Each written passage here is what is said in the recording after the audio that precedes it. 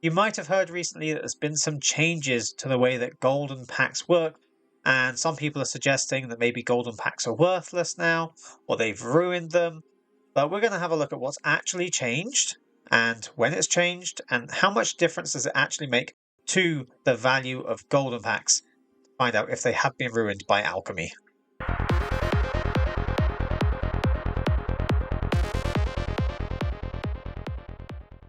Welcome back to the channel. So yeah, don't forget to like the video and subscribe to the channel if you haven't already. Let's talk about these golden packs. So, in the beginning with golden packs, they were introduced as a way for players, for constructed players, to be able to build their collection better by rewarding them for buying packs in the store and giving them some more rares or mythics. So you buy 10 packs in the store from the latest set, and you get rewarded with a golden pack that you can open that will give you 6 rares or mythics from the current standard legal sets. So the original announcement of golden packs, which was back in October last year, 2022, said the golden pack contains 6 cards, all of which are rare or mythic rare from a standard legal set, and have duplicate protection, which is nice. At least one card will be mythic rare, and each other card has an independent chance of being mythic rare, approximately 1 in 8 times. At least 2 cards will be from the latest standard legal set, which was Brothers War at the time. The golden packs will not have any cards replaced with wild cards, and they do not affect the odds of packs open later containing wild cards. However, opening golden packs do also advance your wild card tracks over here, which is nice because every 6 packs is another wild card, and they're great. So, yeah, the way the duplicate protection would work is that if you receive a card, you have 4 copies of that card, you'll get a different card of the same rarity. If you have 4 copies of all cards of that rarity from the set that that card would be from, you instead get a card from another standard legal set of the same rarity. If you happen to have 4 copies of all cards of that rarity from each of the sets in standard, so if you have every rare or every mythic, whichever the card happens to be, from all the standard legal sets that are out, you'll get gems instead. It's not particularly easy to own all of the rares from standard, but if you do, you'd get 20 gems for each rare, 40 gems for each mythic that you open that you have completed already. So yeah, you would get the golden packs just by by buying 10 packs of the latest release in the store. But that changed a bit. It always was, to start with, just Brothers War, because that was the one that came out at the time. And then when we had Shadows over Innistrad, they were added as well, so that you could earn golden packs by buying Shadows over Innistrad, even though that wasn't a standard legal set. And the same thing happened with Lord of the Rings and March of the Machine. So we had, when you buy the most recent set, even if it's alchemy that you're buying a pack from, that would increase your golden pack progress that you can see in the store, which is up here at the top. I currently have none left because I bought my 10th pack and got a golden pack. So I now have nothing left up there. But that's where the golden pack progress would be shown if you bought a pack. So it became the case that you could progress that wildcard, not the wildcard track, you could progress your golden pack track at the top there, even by buying alchemy sets if they're the most recent, but the packs only contained standard legal sets until Lord of the Rings came out. And then they had this other announcement back on the 19th of June 2023, when they said, in a very small note at the bottom of announcements about Lord of the Rings, purchasing Lord of the Rings packs in the store will contribute to your golden pack tracker, which is what we expected from other, like with March of the Machine and then with Aftermath, they would both progress the track as well. But then it also says Lord of the Rings Tales of Middle-earth cards will be added to golden packs as well. So now when you open your golden packs, you will receive some Lord of the Rings cards. Now I believe the way it did work back then, although I didn't open any golden packs during that time because I didn't want to collect the Lord of the Rings alchemy cards, I believe it meant that you would get 2 from Lord of the Rings and the other 4 could be from other things. Because when it started, you would get 2 from the latest set, which was Brothers War, and the other 4 could be from something else. So I think basically Lord of the Rings replaced that most recent set, even though it wasn't standard legal. And then I saw other people assume, that golden packs only contained Lord of the Rings cards because it kind of fell in between the lines of the definition. They were the most recent set, and the other cards were standard legal sets, the other cards that you would get in there. So it kind of made sense. The most recent set and other standard legal sets. So we thought when Eldraine came out that Lord of the Rings obviously isn't the most recent set anymore. So Eldraine will replace most recent set, and if the other four are still any other standard legal set, then Lord of the Rings cards won't be involved in there. So if you're smart with your golden packs, you won't open them when Lord of the Rings was the most recent set, and you would just open them as soon as Eldraine came out. So that was the assumption, and then on like launch day of Eldraine, I was watching a stream by CGB, who you may have heard of, and he was opening 14 golden packs that he had stored up because he buys lots of packs. And he opened them up, and there were 3 Lord of the Rings cards that he saw in those packs that he opened. And even he said, hold on, are these meant to be in here? Because that doesn't seem right to me. But I think this update from Wizards of the Coast came out either on that day or like later that day, maybe the next day. And the announcement confirmed they want golden packs as well as individual card rewards from daily wins and midweek magic to appeal to players focused on different formats. So not just the standard only players. So the ICRs start to include cards that are legal in both standard and alchemy, but they won't include cards from specific alchemy releases apart from Lord of the Rings. And they won't include any cards from the oldest year of current standard. So because alchemy rotated and lost Crimson Vow, Midnight Hunt, Kamigawa, Streets of New Capenna, I think that was all of them. Yeah, we lost them from alchemy, but they're still in standard.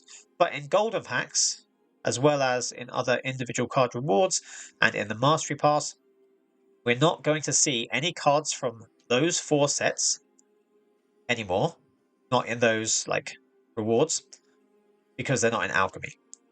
So the golden packs now include only Lord of the Rings in terms of the only, the alchemy only cards. It's only Lord of the Rings, no other alchemy only cards are in there.